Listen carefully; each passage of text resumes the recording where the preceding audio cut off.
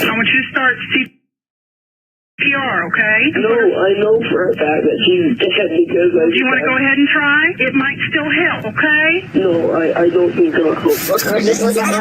No, I don't think it'll help. This is 13-year-old Paris Bennett. He is refusing to perform CPR on his 4-year-old sister, Ella. The 911 operator pleads with him to try to save his sister's life. But the real reason the older brother is not cooperating is because he is hiding the most disturbing secret. 5 hours before the 13-year-old called 911, Ella was living a peaceful, happy life with her older brother and their single mother, Charity Bennett. The two siblings were each other's best friends. The big brother was always looking out for his little sister, often watching her while she slept and protecting her with all of his love. The little girl looked up to her big brother and trusted him with all her heart. But on the night of February 4th, 2007, everything changed. That evening, the children's babysitter left early while their mother was still at work, leaving the 4-year-old and the 13-year-old home alone. And at 11:42 p.m., 911 received the most disturbing call from the big brother. Is she bleeding anywhere? Yeah, she's bleeding all over the bed. As police and medical personnel rushed to the scene, the 911 operator was able to convince the older brother to perform CPR on his sister. Put your hands on her chest and then blow 2 breaths in her mouth, okay? Okay. 1, 2, 3, 4. But the problem is, Paris is lying to the operator. He is only pretending to give his little sister CPR. 5, 6, 7, 8, 9, 10. The year is 1999, in the quiet town of Abilene, Texas. Charity Lee Bennett is raising her son, 6-year-old Paris Bennett. From an early age, Paris shows signs of being gifted and highly intelligent, with an IQ of 141. He excels in school and is adored by his teachers and classmates. To Charity, he is the perfect child, and they are the perfect family.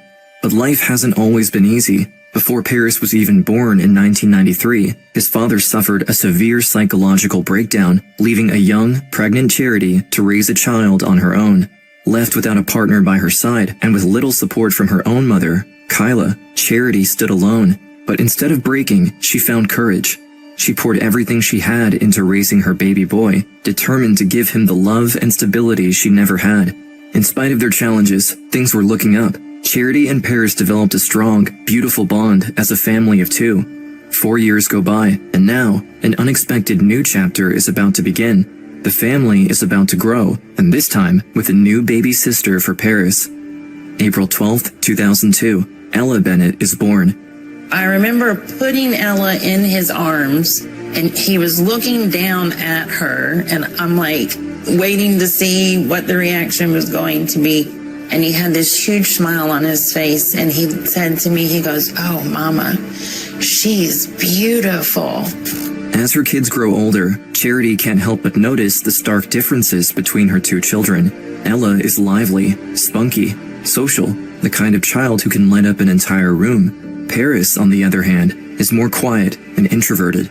He often keeps to himself and enjoys his time alone, with reading and drawing as his hobbies. But beneath his calm and independent nature, Paris beautifully embraces his role as an older brother. He loves his little sister with his whole heart, and the 2 become inseparable. Ella absolutely adored Paris. Anything Paris did, Ella had to do. Paris would pick her clothes out every day. He was her fashion consultant, she said. This is Paris Bennett reporting live. This is Ella's ball reporting live at Ella's ball pit. Suspect of the dirty diaper. Creating dirty diaper. Ella. Charity, now being a single mom of 2 kids, has even more on her plate. She works 2 jobs waiting tables just to make ends meet. The pressure is high, but her one goal is to do everything she can to give Paris and Ella the best life they deserve. Even with her busy work schedule, she dedicates all of her free time to her kids. Life is good for the small family, but things take a disturbing turn on February 4th, 2007. It's Super Bowl Sunday, an exciting and extremely busy night for sports fans. Charity, who works at a local sports bar, is scheduled to work a double shift to keep up with the large number of customers, so she hires a babysitter to look after the now 13-year-old Paris and 4-year-old Ella.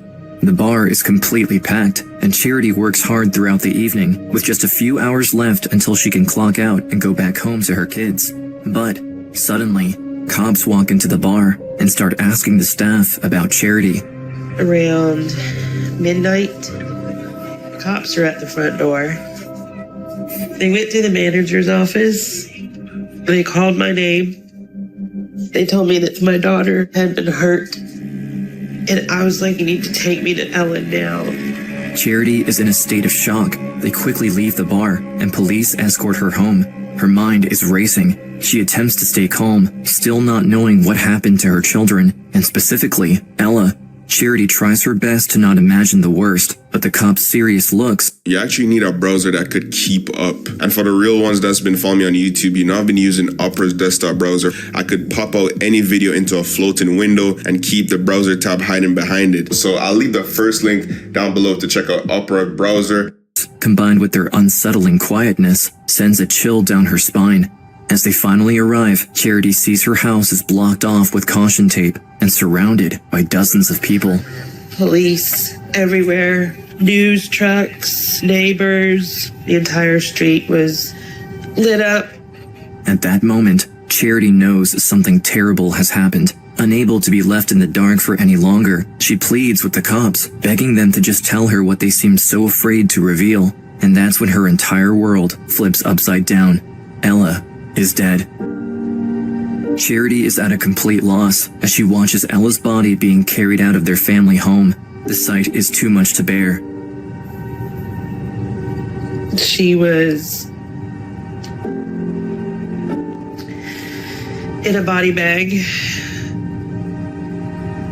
It was zipped up to her chin. She had blood coming out of her mouth. I started screaming that I was sorry, that I wasn't there.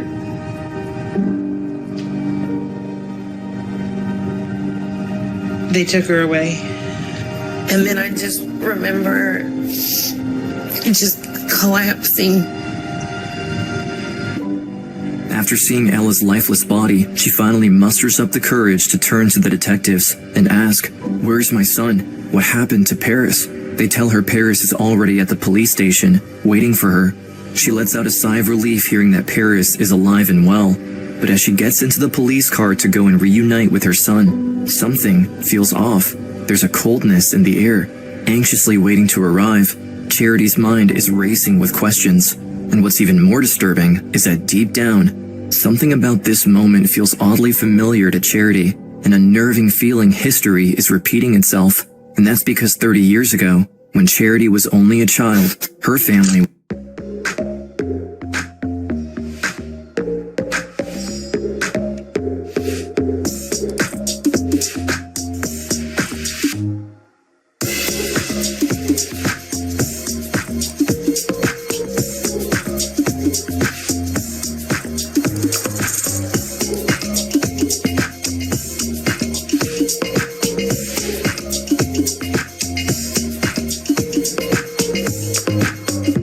was torn apart by murder. Cobb County, Georgia, 1980. Charity was just 6 years old when her father and mother, James and Kyla, ran a booming trucking empire. They dealt with national shipping and cargo, an industry bringing in billions per year. But behind their seemingly perfect life and success, their marriage was deteriorating. After years of chaos, their volatile relationship ended in divorce, leaving their only child, Charity, caught in the middle of their battles. However, Charity's parents surprisingly reconnected on March 9th, 1980, and decided to fly to Las Vegas, remarrying in a whirlwind ceremony. For a second, Charity hoped their life would find stability once again, but on March 11th, 1980, less than 3 days after they exchanged their vows, her father, James, was found dead in their family home. When authorities arrived on the scene, they noted 3 gunshot wounds to his head, heart, and back. James' murder was clearly a targeted attack, and suspicions immediately fell on the newlywed, Charity's own mother, Kyla. Speculation grew when Kyla's name was put back in James's will after their sudden remarriage, because this meant that if anything happened to him, Kyla would inherit control of the entire company, along with his fortune. Investigators also considered whether his murder was maybe a professional hit tied to organized crime, and from there, the whispers grew louder. Rumors swirled that Kyla had allegedly paid $50,000 to have him executed.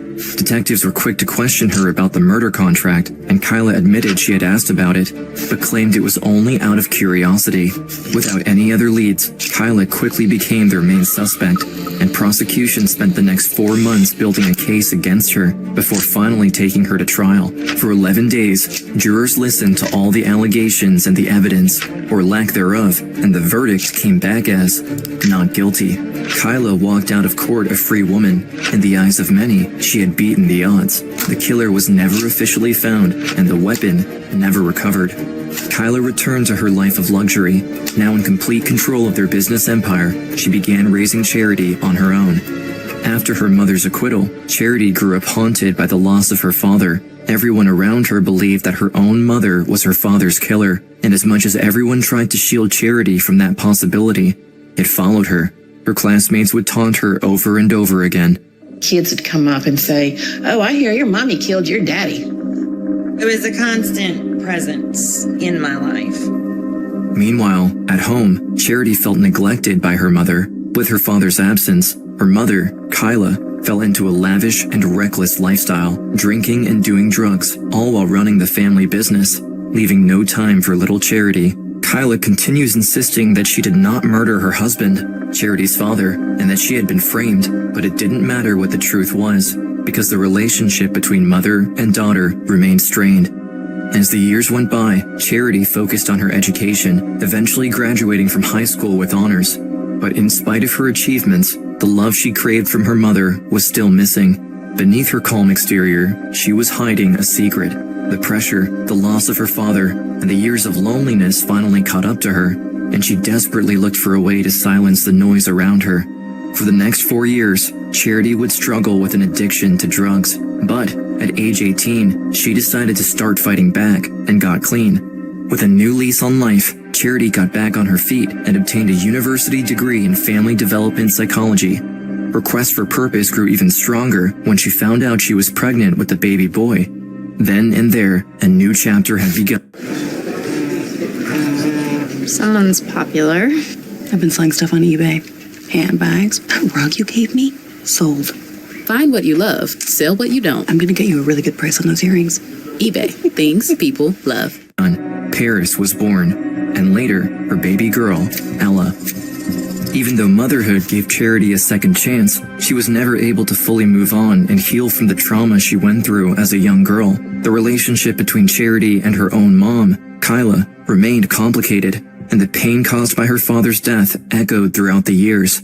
Now, the same pain is back and stronger than ever. Decades later, on the night of February 4th, 2007, as she kisses Ella's forehead for the last time before the little girl gets taken away in a body bag. Hours after Ella's body is taken away for examination, Charity sits in the back of the cop car and waits anxiously as they pull up to the police station. The tension is palpable, and she doesn't know what to expect. Once they arrive, she is led into an interrogation room, and now, the first time since Ella's death, she sees her son, Paris, standing at the far end of the room. And when I saw him, the only thing I felt was so happy to see my child. Because he was the only one left. I started hugging him and just cried forever. And then I realized at some point that he wasn't hugging me back. And that's when everything stopped making sense. Paris's coldness toward his own mother and his sister's death feels deeply unnerving to Charity. Something is not right at all. As detectives take over and begin investigating, they have no idea how disturbing the crime and Paris really are. That night, at around 10:30 p.m., about 2 hours before the 911 call, the children were at home when Paris suddenly pulled the babysitter aside and convinced her to go home early, claiming that their mom was coming home sooner than what was planned, and that at 13 years old, he was responsible enough to take care of Ella until she arrived. Both of these things were untrue. A few minutes later, the two children were left alone in the house. Things quickly escalated. Abilene 911. Hello? Abilene 911, go ahead. I actually killed somebody. You think you killed somebody? No, I know I did. I woke up and I was hallucinating. You were hallucinating? Yes, and I thought my sister was a demon and I killed her.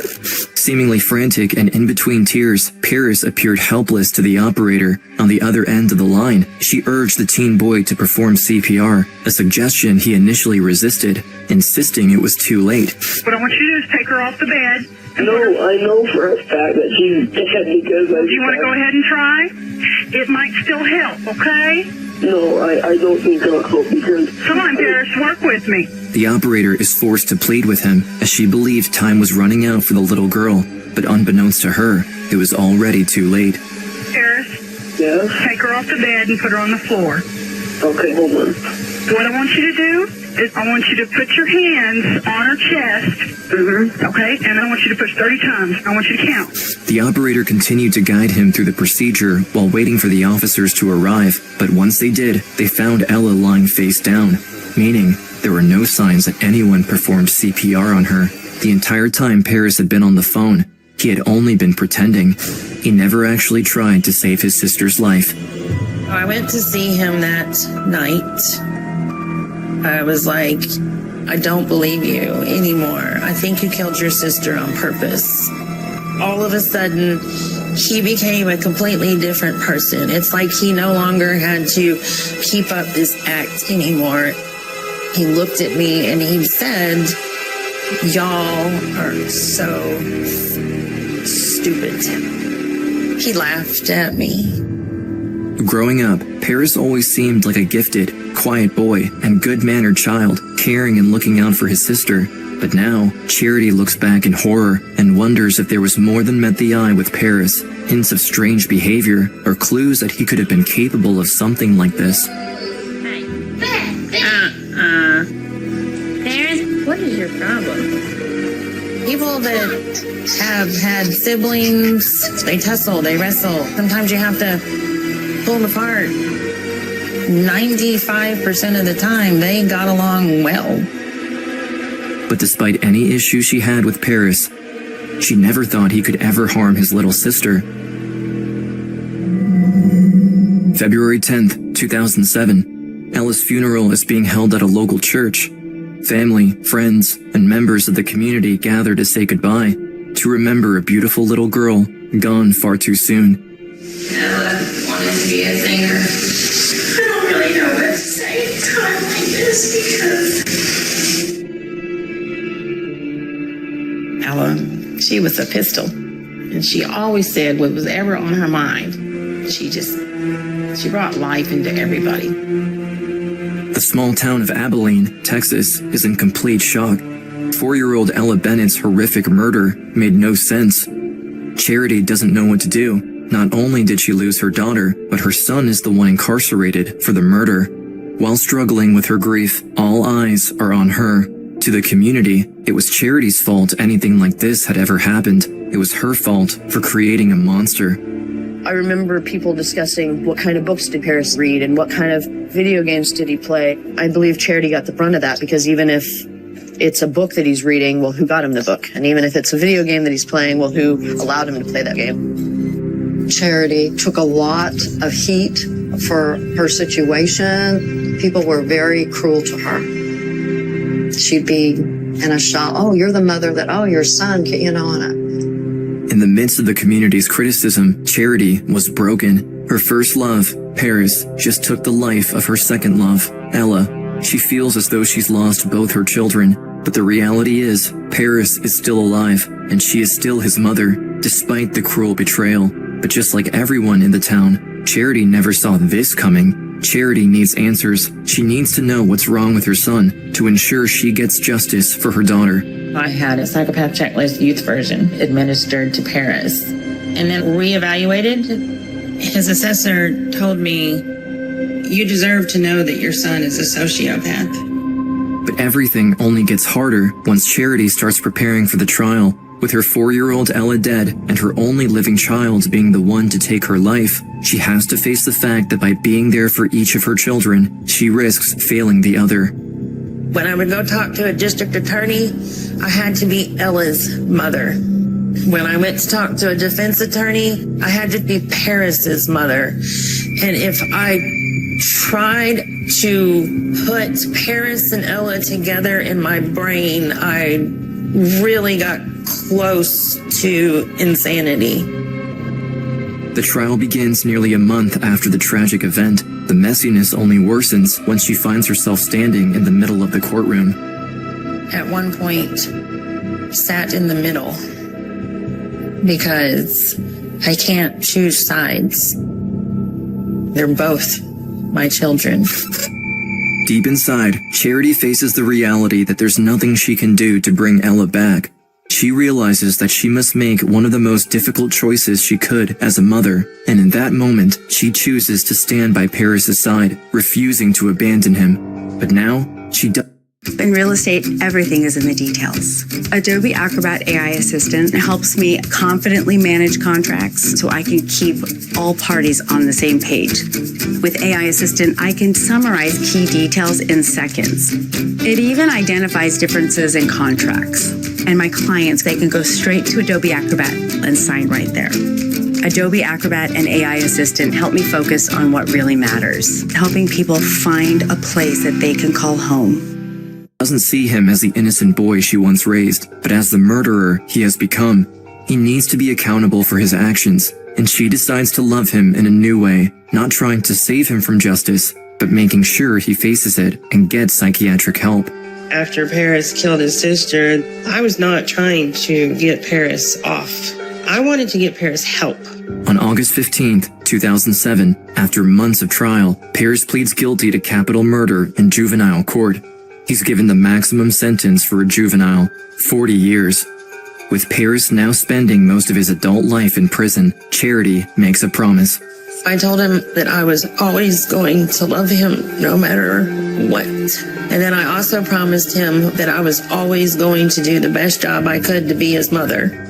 For as long as Charity could remember, her life had been marked by tragedy, but now she chooses a different path. She chooses to heal by facing the truth. I'm tired of the history repeating itself.